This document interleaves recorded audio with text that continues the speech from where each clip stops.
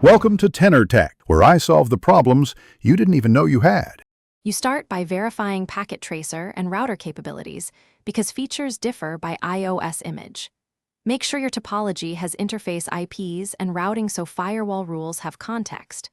Once ready, open the router CLI, enter privileged exec, and save the running config as a backup.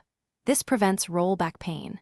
Then disable conflicting services you won't use and enable logging. These first steps ensure you can apply access control cleanly and understand why each rule will match traffic. Now you build the actual rules. Start by creating named extended ACLs so you can match protocol, source, destination, and ports. This is how you control traffic precisely. Use network and service object groups to keep rules readable and reusable. Once rules are tested, apply the ACL to the correct interface and direction. Remember, inbound versus outbound matters for where packets are evaluated. After applying, enable logging on critical deny lines to see hits. This helps you verify behavior and refine rules. Finish by saving the configuration and running functional tests that reflect real traffic, pings, trace routes, and app traffic. Use show access lists, show IP interface, and logging to confirm which rules matched and in what order.